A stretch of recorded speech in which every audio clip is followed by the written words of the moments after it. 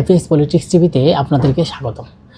বাংলাদেশে এখন এক স্বর্ণিক্ষণে দাঁড়িয়ে সবার মনে এখন একটাই প্রশ্ন, জুলাই বিপ্লবের পর আওয়ামী লীগের কি আবারও রাজনীতিতে ফিরবে, নাকি তাদের ঠেকাতে অন্তর্বর্তী সরকার কঠোর কোনো পদক্ষেপ নেবে? গত কয়েকদিন এই ঘটনা প্রবাহ বিশ্লেষণ করলে দেখা যায় যে প্রধান উপদেষ্টা ডক্টর মোহাম্মদ ইউনূস কিন্তু খুব শক্ত অবস্থানে রয়েছেন এবং তার প্রধান উপদেষ্টার প্রেস সচিব শফিকুর রহমান কয়েকদিন আগে বলেছেন যে আওয়ামী লীগকে ঠেকাতে তারা সর্বোচ্চ শক্তি প্রবাহ করবে এবং সর্বোচ্চ তারা চেষ্টা করবে যে আওয়ামী লীগ যাতে এই বাংলাদেশে আর রাজনীতি করতে পারবে না এবং আওয়ামী লীগের আর এই বাংলাদেশে তারা তাদের নিবন্ধন ফিরে পাবেন এবং তা আর বাংলাদেশে আসতেও পারবে না, এমনই কিন্তু ঘোষণা দিয়েছেন যেই প্রধান উপদেষ্টার প্রেস সচিব শফিকুর রহমান। এবং নির্বাচন কমিশনারও কিন্তু তাদের প্রতীক বর্তমানে স্থগিত করা হয়েছে এবং বাংলাদেশের আন্তর্জাতিক অপরাধ ট্রাইব্যুনাল শেখ হাসিনাকে কিন্তু মৃত্যুদণ্ড দেওয়া হয়েছে। কিন্তু তাহলে এখনও মানুষের মনের ভিতরে একটা প্রশ্ন জাগে যে এই যে বাংলাদেশে বিভিন্ন জায়গায় নাশকতার একটা ছক বা নাশকতার একটা প্ল্যান তৈরি করছে আগামী জাতীয় নির্বাচনকে একটা ষড়যন্ত্র করার জন্য, আগামী নির্বাচনকে বানচাল করার জন্য আওয়ামী লীগ কিন্তু তৎপরতা চালাচ্ছে, এমনই কিন্তু একটা গোয়েন্দা সংস্থার রিপোর্টে উঠে আসছে।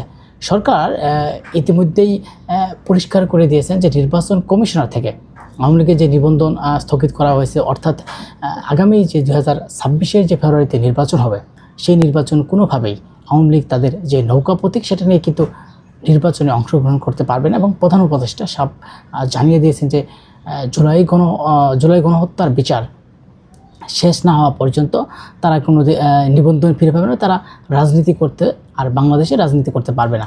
এবং তারা যে সন্ত্রাসী, তারা যে মব সৃষ্টি করেছে, তারা যে বিভিন্ন জায়গায় একাধিক মানুষকে হত্যা করেছে এবং 24শে গণঅভ্যুত্থানের সময় তারা যেভাবে মানুষকে হত্যা করেছে এবং তার দায়ে কিন্তু শেখ হাসিনাকে আন্তর্জাতিক অপরাধ ট্রাইব্যুনাল কিন্তু তাকে মৃত্যুদণ্ড দিয়েছে।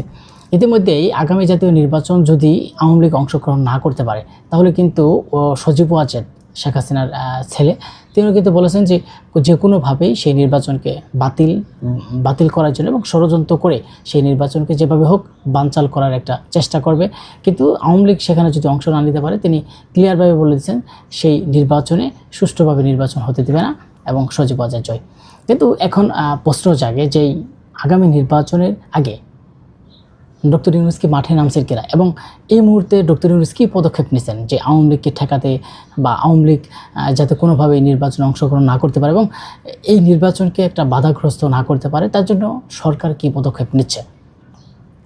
ইতিমধ্যে জানেন ইনকলাব মঞ্চের এক নেতা ওসমান হাদি, যিনি জুলাই আন্দোলনের প্রথম সারির একজন লোক, ওসমান হাদি, তাকে কিন্তু 12 ডিসেম্বর তাকে প্রকাশ্যে দিবালোকে গুলি করে হত্যা করা হয়েছে এবং গতকাল যখন সিঙ্গাপুর থেকে তাকে তার মরদেহ নিয়ে আসছে এবং তাকে যখন সেখানে দাফন করা হয়েছে সে সময় কিন্তু হাজার হাজার মানুষ, লক্ষ লক্ষ মানুষ সেখানে স্লোগান দিচ্ছেন যে আওয়ামী লীগ সন্ত্রাসী যাতে আর বাংলাদেশে রাজনীতি করতে না পারে। কারণ এই যে যারা জুলাই অভ্যুত্থানে যারা নেতৃত্ব দিচ্ছে তাদেরকে টার্গেট করে আগামী নির্বাচনে একটা ঘটনা ঘটাবে আওয়ামী লীগ, যাতে তাদেরকে শেষ করে কোনোভাবেই তাদেরকে শেষ করে আগামীতে তারা নির্বাচনে অংশগ্রহণ করতে পারে। এবং কি আগামী নির্বাচনে আওয়ামী লীগ যেভাবে হোক তারা অংশগ্রহণ করার চেষ্টা চালাচ্ছে এবং সরকারও কিন্তু সব জানিয়ে দিয়েছেন যে আগামী নির্বাচনে তারা কোনোভাবেই অংশগ্রহণ করতে পারবে না। কিন্তু এখন মানুষের মধ্যে একটাই প্রশ্ন জাগে যে আইনি লড়াইয়ের দিকে তাকালে দেখবেন যে আন্তর্জাতিক অপরাধ ট্রাইব্যুনালে শেখ হাসিনা সহ মূল নেতাদের যে বিচার চলছে তাদের ফিরিয়ে আনতে অলরেডি ভারতের কাছে কিন্তু এই ডক্টর মোহাম্মদ ইউনূস কিন্তু স্পষ্ট করে বলে দিয়েছেন যে ফ্যাসিবাদী শক্তি আর বাংলাদেশে ছাড় দেওয়া হবে না। এমনকি ছাত্রলীগকেও কিন্তু তারা সন্ত্রাসী একটা সংগঠন হিসেবে ঘোষণা করেছে। আপনি দেখেন এই সময় যে বাংলাদেশের যেই একের পর এক ঘটনা করছে এবং বাংলাদেশে বিভিন্ন জায়গায় একটা মব সৃষ্টি হচ্ছে, এর জন্য দায়কার এবং সরকার যে বর্তমান যে উপদেষ্টা আছেন তারা কিন্তু ভাবছেন যে এটাই বিভিন্ন জায়গায় দেশের ভিতরে যেই ঘটনাগুলো এখন ঘটাচ্ছে সেটা কিন্তু আওয়ামী লীগ এবং তারা এই বাংলাদেশে বিভিন্ন কিছু নাশকতা প্ল্যান করে, নাশকতা তৈরি করে বিদেশে পালিয়ে যাচ্ছে এবং ভারতে তারা পালিয়ে যাচ্ছে।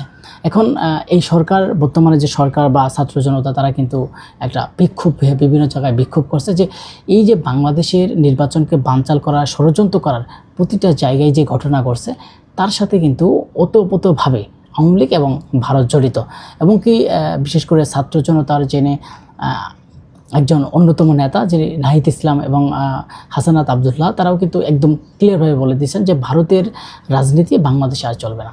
কারণ গত 17 বছর 15 বছর জোরপূর্বকভাবে যিনি ক্ষমতায় থেকেছেন আওয়ামী লীগ, নির্বাচনের সময় যত ঘনিয়ে আসছে ততই বাড়ছে কিন্তু নিষিদ্ধ আওয়ামী লীগের তৎপরতা এবং ষড়যন্ত্র। দলটি দেশের মানুষের কাছে এখন এক কথায় বলা যায় যে আতঙ্কের নাম হয়ে গেছে। আমরা দেখেছি 2009 সালের ক্ষমতায় আসার পর থেকে 2024 সালের 5 আগস্ট পর্যন্ত 15.5 বছর দেশের মানুষের উপর একটা গলা চেপে বসেছিল। ক্ষমতা ধরে রাখতে গুম খুন সহ সব ধরনের অবিচারের পথ বেছে নেয় দলটি। মানুষের ভোটাধিকার থেকে করা হয় বঞ্চিত এবং ভিন্নমতে কেউ প্রতিবাদ করতে পারত না। কিন্তু গেল বছর অদম্য ছাত্র জনতা লাগাতার আন্দোলনের মুখেই যে তার পতন হয়। এখন আগামী নির্বাচনে একটা গোয়েন্দা সংস্থা থেকে আমরা দেখেছি যে যুগান্তর পত্রিকা থেকে একটা গোয়েন্দা সংস্থা, সেখানে তারা বলেছে যে নির্বাচনকে বানচাল করা এবং চূড়াগ্রুপ্ত হামলা, আগুন, সন্ত্রাসের চেষ্টা চালাতে পারে পতিত আওয়ামী লীগ নেতাকর্মীরা। এছাড়াও সাইবার জগতেও গুজব ছড়িয়ে পরিস্থিতি ঘোলাটে করার চেষ্টা চালাতে পারে। গোয়েন্দা সংস্থার অনুসন্ধানে বেশি কিছু ঝুঁকিপূর্ণ নির্বাচন আসনও চিহ্নিত করা হয়েছে। এখন আগামী নির্বাচনকে মোকাবিলা করার জন্য এবং নির্বাচন কমিশনার, স্বরাষ্ট্র উপদেষ্টা, প্রধান উপদেষ্টা এবং যে প্রশাসক আছে তারা কিন্তু ইতিমধ্যে ব্যবস্থা নিচ্ছে যাতে এই বাংলাদেশে